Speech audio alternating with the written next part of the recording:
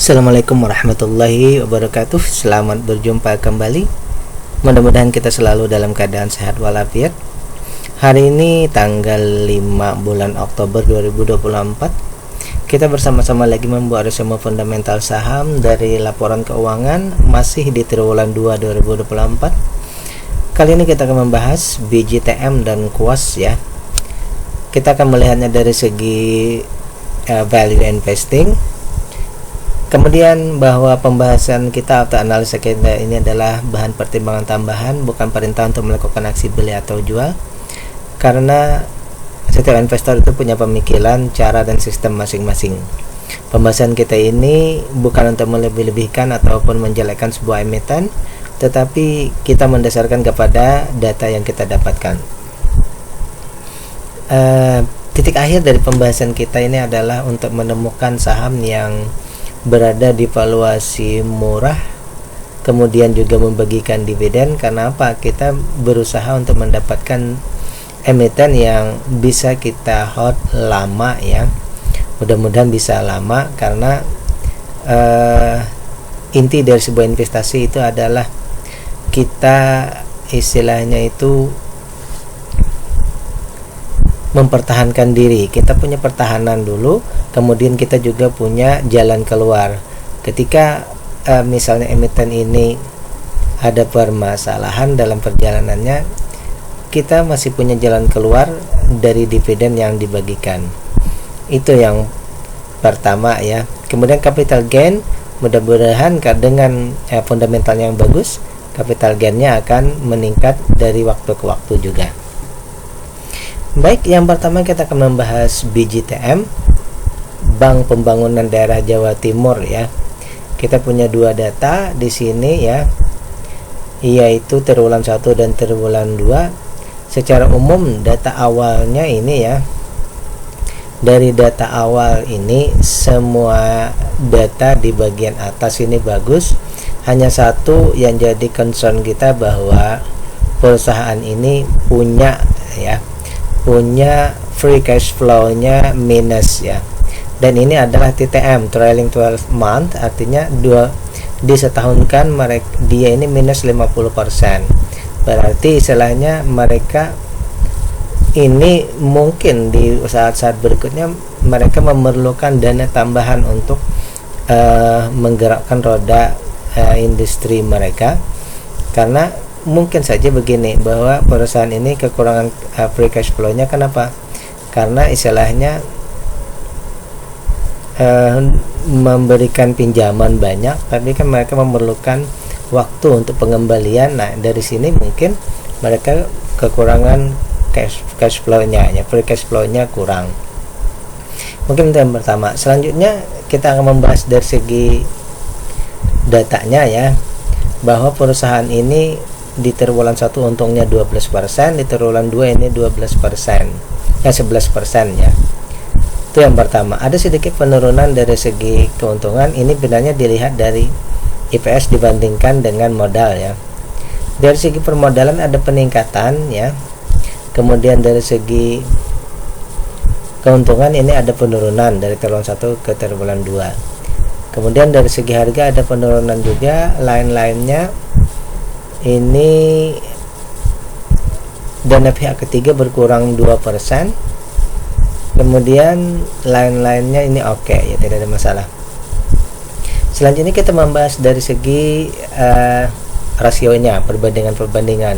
Itu tadi dari data awal ya. Sekarang kita membahas dari rasionya, bahwa harga sekarang dibandingkan dengan nilai perusahaannya itu, harga sekarang masih 29% di bawah dari nilai perusahaannya ya.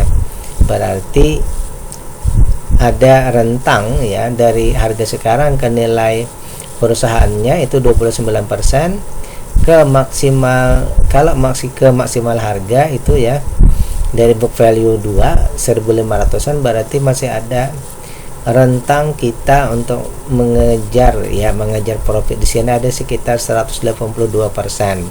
Berarti ada kemungkinan untuk bagger atau multi bagger. Yang kedua, dari segi maksimal beli di 900-an, ada diskon juga 39%, sehingga valuasinya murah. kita mengkategorikan perusahaan ini menjadi seperti ini ya. Kalau kita beli sekarang, kita dapat diskon 39%, kemudian di maksimal harga yang kita kejar itu ada 182%. Jadi valuasinya murah dan kita ada dapat diskon. Kemudian juga dari segi dividen, perusahaan membagikan 55%. Dividen payout ratio-nya sudah besar dan itu setara dengan 9,11% dividen yield-nya. Sehingga di sini valuasinya murah dan didukung juga oleh dividen. Ini berarti sangat bagus sekali ya.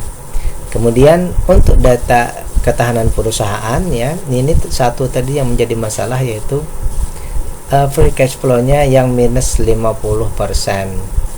Jadi ini ada concern besar ya menurut saya ya. Dari segi lainnya, dari segi cash, hutang berbunga dan dana pihak ketiga ini masih aman ya.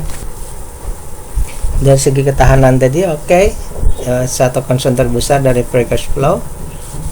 Yang terakhir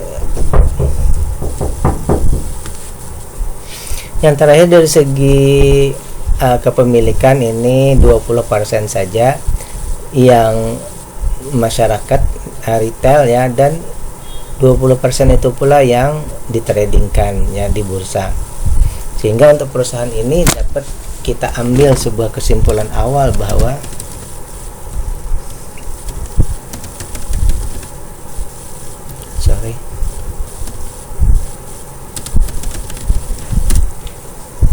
menunggu, ini kalau menurut saya pribadi ya, menunggu ya free cash flow membaik. Tapi bagi kenapa saya tetap mengatakan menunggu ya, padahal data lainnya sangat bagus, karena tadi ada hubungannya dengan likuiditas perusahaan nih. Kalau menurut saya pribadi ya, ada hubungannya dengan likuiditas perusahaan. Free cash flow-nya itu minus ya. Mungkin saja nanti ada diperlukan corporate action untuk hal ini ya. Oleh karena itu, kalau menurut saya pribadi menunggu free cash flow. Bagi kita yang dividend investor, mungkin saja ya melihat ini bahwa misal beli sekarang, kemudian kita tunggu saja nanti kan kita dapat dividennya tiap tahun misal, atau mungkin tiap tiap semester misalkan. Kemudian valuasinya juga murah, bisa saja ya. Tapi kalau menurut saya pribadi ya, di triwulan berikutnya tentu saya akan tetap mengecek lagi free cash flow-nya. Demikian pembahasan kita yang pertama, ini BJTM. Selanjutnya kita masuk yang kedua, yaitu kuas atau Ace Wellfield. Ini industri barang kuas ya, dan urusan dengan mencat ya, tapi bahannya ya bukan bahan tapi alat bantu untuk pengecatan ya. Yang kita punya di sini ada datanya di satu triwulan ya, triwulan 2 ya sementara ini ya. Dari data yang kita dapatkan ini, dari data awal ini ya, bahwa menurut saya pribadi ya, IPS-nya ini kurang dari 10. Kemudian juga keuntungan bersihnya itu kurang dari 10%, 6,28 ya. Itu yang pertama. Kemudian kita lihat dari yang lain, itu di satu segi pertama dulu ya. Kemudian dari segi lainnya, bahwa harga sekarang dibandingkan dengan nilai perusahaannya itu ada 57%. Jadi harga sekarang di 52, kita bandingkan dengan ekuitasnya itu ada 57%, masih di bawah dari nilai perusahaan ya. Kalau kita kejar sampai ke PBV 2-nya, berarti ada kemungkinan bertumbuhnya sampai 365%. Kemudian juga kalau kita lihat dari segi maksimal beli di 76, harga sekarang di 52, tentu saja valuasinya ini murah. Sehingga simpulannya, kalau kita beli sekarang kita dapat diskon 32%. Kemudian ada proyeksi kalau sampai di PBB 2 itu kita mendapatkan multi bagger, itu yang pertama. Kemudian bagusnya lagi perusahaan ini membagikan dividen 35% atau setara dengan 5,22% kalau kita hitung dari triwulan 2 ya.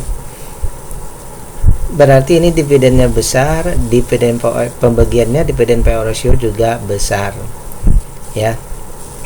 Terus dari segi ketahanan perusahaan ini mereka disetahunkan ini ada 3,8% ya. Jadi free cash flow-nya ini sudah di atas 0 tapi masih di bawah 5% ya. Yang lain-lainnya hutangnya aman ya. Meskipun sudah di atas 50% tapi masih dalam kategori aman. Sahamnya ada di bursa pun hanya 30% dan 29%-nya itu retail ya. Jadi kesimpulannya untuk perusahaan ini ya, kalau melihat data yang ada, ini perusahaannya kalau menurut saya pribadi bagus ya. Perusahaannya bagus, ketahanannya baik, valuasinya juga bagus. Hanya mungkin baik dan bagusnya ini berada di area yang bawah ya. Sekali lagi, valuasi dan kriterianya bagus ini, tetapi berada di area bawah. Maksudnya di area bawah apa? Di area di bawah 100 rupiah. Harganya di 52 rupiah. Ini kalau kita lihat bandingkan dengan batas harga itu kan di 50, berarti ini 52. Ini berada di area yang mengkhawatirkan juga ya. Kalau dia turun sampai ke 50 misal, tidak bisa, sulit untuk bisa, bahkan nanti kalau dia sampai turun misalnya sampai ke FCA, itu yang perlu kita khawatirkan. Tetapi kalau dari segi datanya ini baik saja. Mungkin saja dia malah ini misalnya bergerak menuju bagus, menuju bagger atau multi bagger, karena data perusahaannya sangat bagus sekali ya. Dan sekali lagi saya ingin menyampaikan bahwa perusahaan ini bagus, sangat bagus ya, untuk kriteria yang perusahaan di bawah ya. Tetapi kalau saya pribadi ini ya, kalau menurut saya pribadi tadi, bahwa